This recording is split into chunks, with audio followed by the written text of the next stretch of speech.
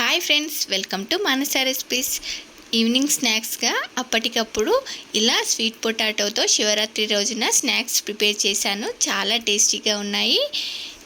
మరి మీరు కూడా ఇలా సింపుల్గా స్నాక్స్ని ప్రిపేర్ చేసి పెట్టండి, చాలా టేస్టీగా ఉంటాయి. మరి ఇప్పుడు లేట్ చేయకుండా వీటిని ఎలా ప్రిపేర్ చేయాలో చూద్దాం. చూడండి, ఇవి మనకు ఎంత గుల్లగా వచ్చాయో.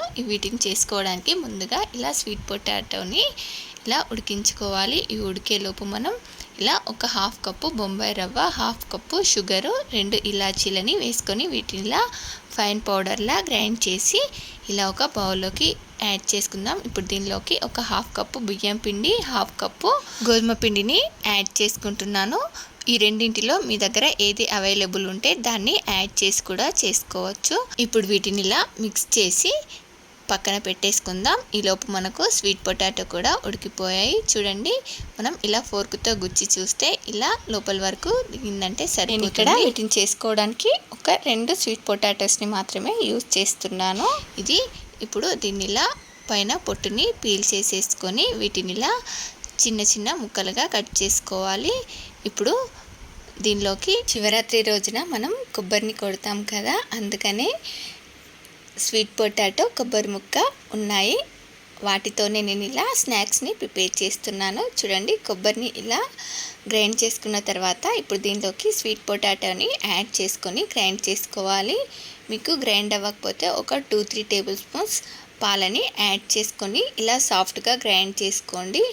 చూడండి, దీన్నంతా కూడా దీనిలోకి యాడ్ చేసుకొని దీన్ని ఇలా బాగా మిక్స్ చేసుకోవాలి. మీకు అవసరమైతే కొన్ని పాలని యాడ్ చేసుకొని మిక్స్ చేసుకోండి. లాస్ట్లో ఇలా ఒక 2-3 టేబుల్ స్పూన్స్ నెయ్యిని యాడ్ చేసుకొని దీన్నంతా కూడా ఇలా బాగా మిక్స్ చేసుకొని మూత పెట్టి ఒక 10 మినిట్స్ పక్కన పెట్టేసుకోండి. ఇలా ఒక 10 మినిట్స్ తర్వాత మనం వీటిని ఇలా ఒక చిన్న పిండి ముద్ద తీసుకొని ఇలా రౌండ్ బాల్లా చేసి ఇలా ఫ్లాట్గా, మరీ సన్నగా కాకుండా ఇలా అరచేతితో ఒత్తుకొని ఇలా ఆయిల్ వేడయిన తర్వాత ఒక్కొక్కటిగా వేసుకొని వీటిని మంటని లో టు మీడియం ఫ్లేమ్లోకి అడ్జస్ట్ చేసుకుంటూ ఇలా ఫ్రై చేసుకోవాలి. చూడండి, ఇవి పూరీల్లా పొంగుతూ గప్చుప్లలాగా ఎంత బాగున్నాయో. వీటిని ఇలా చూసి పిల్లలు చాలా ఇష్టంగా తినేస్తారు.